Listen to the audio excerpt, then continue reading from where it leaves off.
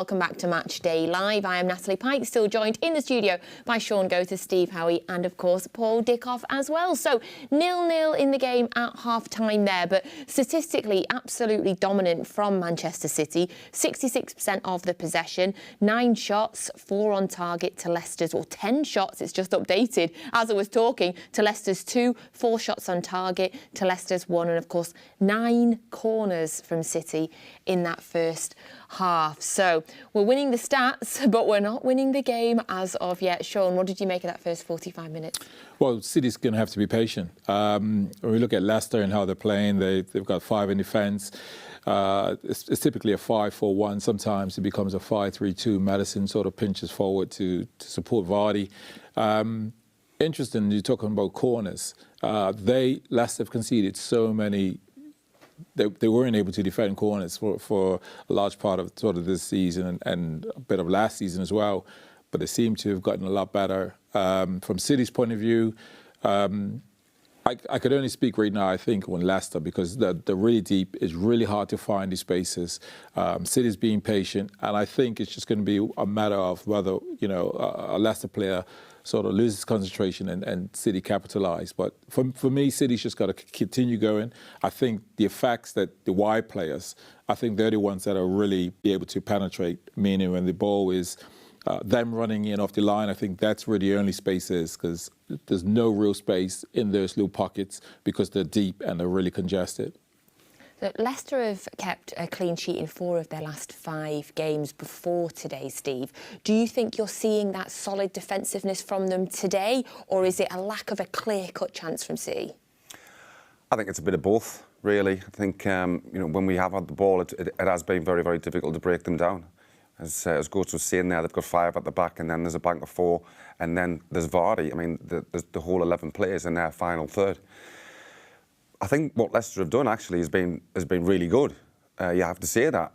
But for them, I mean, they'll be in the dressing room at half-time and they'll be shattered, because that's a shift that you have to put in. I mean, not only is it tough for them physically, but mentally as well. I think communication for the Leicester players has got to be absolutely spot on, and it only just takes one of them to switch off at any given time. And hopefully, we can find that ball that just opens them up. But it's... Brendan Rodgers would be absolutely delighted with them, though, at half-time. But, as I said, I think it's a tough ask to do for the full 90 minutes. Do you think that is Leicester's game plan? Are we seeing it, Paul? Because obviously City are dominating, possession all over the pitch. Leicester are sucking it up. They're sitting back. But the chance that they had, it did come on the counter. So is that their game plan? Do you think it's working? Yeah, well, it's working to a certain extent. They've had the one chance from Barnes when they broke. But they're sitting, literally the 5... is defending their 18-yard box. The 4's 3 yards in front of them, and Jamie Vardy is only 35 yards for his own goal. So they're trying to make it as difficult as they can for us. But, it's nothing we've not come up against before. I'm sure that's what Pep will be saying at half-time. Just be patient, like the lads are saying. Keep the ball, keep doing the right things. I know Julian Alvarez had his one chance, but his movement's been really good, and we're going to need that for him to move one of the 3 centre-halves around to maybe try and get De Bruyne or Gundogan behind. But look, it's Leicester. Well, I'm not tempting fate. I think they'll struggle to do that for 90 minutes, because it's a big ask, as Steve says. And the more tired you get, the first thing that goes isn't your legs, it's your concentration, and they're going to have to make sure they're at it for 95 minutes, because the quality that we've got in the team, Foden, Mahrez to come off the bench if needed, we're always going to threat. But it's a dangerous game Leicester are playing, but you've got to say that they've done it really well for the first 45 minutes. Yeah. In terms of our defence, Steve, we were playing the who's playing where game before. Who is playing where? Well, we were all wrong. Because we said that it will be Stones in the centre with Laporte, and Akanji will be right back, but obviously that's not the case. They've got to just try and make sure that they're organised. Yes, it's going to be difficult, because when Leicester do break, they break quickly with Harvey Barnes and Maddison and Vardy. We know how quick he is. And he is, again, he's one of these, he's a pest. He's always wanting to try and get him behind. But as I said, if they're switched on, making sure that they do concentrate and not get done by that, just a counter-attack. As Dickie and Ghost have sort of said, though, Pep will be saying to the lads in the dressing room, listen, we get this quite a lot, especially at home. It's not very often it happens away from home, but it is a case of just being patient and just finding that right little time, somebody to switch off, the right pass, and then hopefully can get that goal.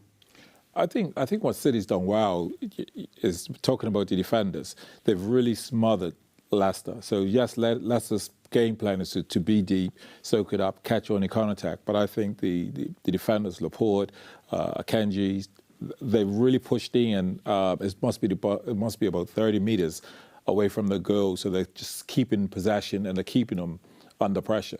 And that's allowing City to move the ball from one side to another to hope that one of their players jump out and leaves a space that we can exploit. So I think it's about patience, but the defence is playing an important part by being up. If they were deep, I think you'll see that Leicester will put together one or two passes, then all of a sudden they do find that their counter-attack a lot easier. So their pushing up is important as well. Because it's looking to get an overload in wide areas, which we're always usually very good at. You've got to say Maddison and Harvey Barnes have done it really well so far, but they're not defensive-minded. You know, and there's only so often that it just takes one of them to switch off for one, then we've got a 2v1 or sometimes a 3v1 in the wide areas. And I think that's what they'll look to get at, because teams play 5 at the back, you've got to look to try and stretch them wide. So are you looking to see anything different from City in the second half, or are we all in agreement it's just a case of just patience, keep doing what we're doing and wait for the chance? Yeah, I don't think we'll see anything different. I think it'll be possession. I don't think Leicester will change. But the longer the game goes on, they'll be looking for spaces when Leicester do get not just physically tired but mentally tired. And you know, I think it'll be the same for the first 70 minutes. If we've still not made the breakthrough, then I mean, we've got 2 fantastic players, Phil Foden and Riyad Mahrez, to come on. Yeah, I mean, we're knackering Leicester down throughout the game, Steve, and then we get to 60, 70 minutes and they suddenly see Riyad Mahrez or Phil Foden warming up. That's probably going to knock them. Well, it is. I mean, Leicester have got 2 quality players in Harvey Barnes and Maddison. They've put in a right shift on that first half. Believe me, they don't want to be doing that work. And eventually one of them, or even both of them, could just switch off. But as I said, as a defender or even a midfield player for Leicester, 60, 70 minutes, you are getting tired now, as I said, not just physically but mentally. And then you look across and you think, oh dear, you know, we were talking about Mahrez beforehand, you know, the trickery that he's got. You don't want to be facing him when you've got tired legs. So, as I said, it's just a case of patience, see what Pep does, see if he does make changes. I mean, for me, I think when I look at someone like Gundogan, we know he's really brilliant at making those runs between the centre-back and full-back. I think City will look to have these players make those runs, because what that does, it narrows in the full-backs.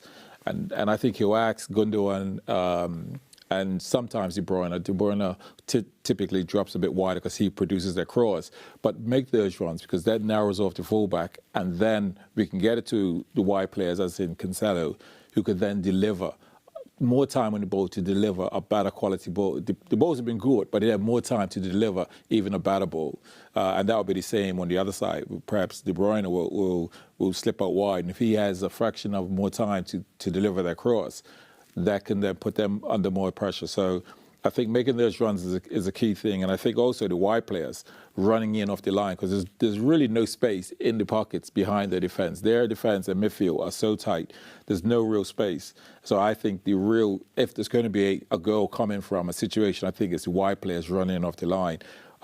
Some sort of a pass to them off the line that will create either them scoring or them to put it back across the box. Yeah, because there really doesn't feel like there is a lot of space, Steve, because for such a large part of that first half, everybody bar Edison was in Leicester's half. You know, our defenders were way over the halfway line. And so when you looked at it, there didn't seem like there was a lot of space, as Shaun was saying. So how does City break that down? I think they've just got to continue doing what they're doing, because, you know, if you probe it and probe it and probe it, it takes some team to do it for full 90 minutes for you not to concede any kind of space where somebody's just switched off or somebody's just fell asleep. So I think for me, as I said, and we all agree, it is a case of just keep on doing what you're doing, because I think it'll be very, very difficult for Leicester to keep what they did in the first half. I know we're saying about Maddison and Barnes maybe tiring for doing that work, but look at Shaun and Martin have not had a lot of football recently.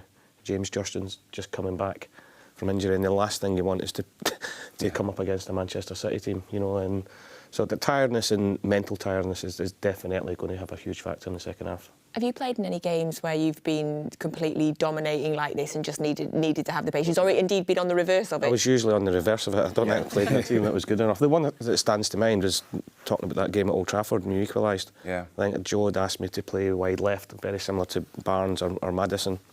And I spent most of my time just chasing, I think it was Wes Brown and David Beckham back. And at one point, I think they turned screw me out the ground because there's loads of people. But you've just got to be so disciplined in what you're doing. It's difficult. It's so difficult to do it for 95 minutes. I mean, I played, sorry, Shaun, I played against, when Arsenal had a very, very good team, top quality players. And it's just, when you're just getting a barrage of the team coming towards you, you know, you're nice and organised, you've worked on it all week, but as I said, eventually, you know, you do get broken down. So I know what it's like to be in the Leicester camp. It is difficult. It's kind of like, wow, we've got another 45 minutes of that's tough going. I mean, if they do it, you've got to see it absolutely fair play, but I think it's a tough ask. The problem is when you think you've got it, and you've got it right, come 75, 80 minutes, and you think, oh, job's done now, and that's when the quality team's out, Yeah. No, absolutely right. I mean, just thinking in regards to Leicester's point of view, they'll be pleased, but it's that moment where they'll switch off. There'll be a moment where a player has to do 2 or 3 doggies, 10 yards to the right, 10 yards to the left, 10 yards back in, and there'll be a point where they'll just go, oh, I'm okay. I could jog back into that position, and all of a sudden, it's his player that makes a run forward where he's not recovered, and then we exploit. Oh, I love that. Love that. Loads to talk about there. Thank you very much, gents. And as always, you've been sending in your WhatsApp questions, asking some brilliant ones. Thank you so much for that. If you would like to ask a question, the number is on your screen. I'm going to get through some now and then some at full time as well. So we've got a question from, he's put his name as Born Leader. Fair play. Good for you. I like that. Manifest that. Manchester City should strategise ways of breaking that 5 walls defence and also to put Foden in to change the game. Do you agree? Well, Foden is a quality player. We know that he's great at dribbling. He obviously has great control, makes runs in behind. That would be the one thing I'd say if our wide players could do is make more runs in behind to receive it. And that's essentially what I'm saying is running in behind. Foden is a quality player. He affects games. So him coming on, whether he's in the pocket or whether he's out wide, he affects games because his ability to dribble one-on-one, but also receive a ball behind the defence, which isn't just saying, I'm going to get it to feet. So, just quality.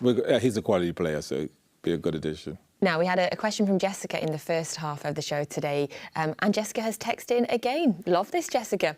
Can you predict what's about to happen, gents? Jessica said, I'm curious now, can Paul Dickov and Steve Howey rap now that Shaun Goater can?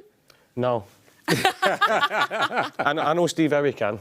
Well done. That's his book there. No, I can't. I can sing, but I can't rap. I used to take him into training and Snoop Doggy Dogg was on constantly, so... I don't think I'll get away with those lyrics on here. But you can sing? I was, I can sing. I can do a bit.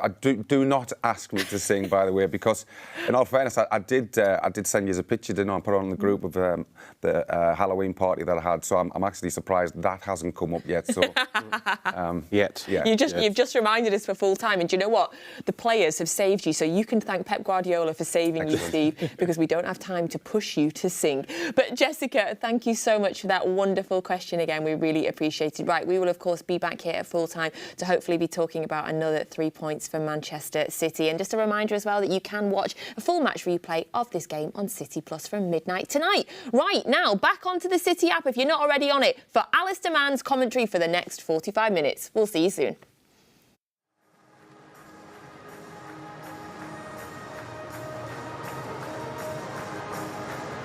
Welcome back to the King Power Stadium, where City are looking to score an away goal for the first time in more than 5.5 hours, would you believe?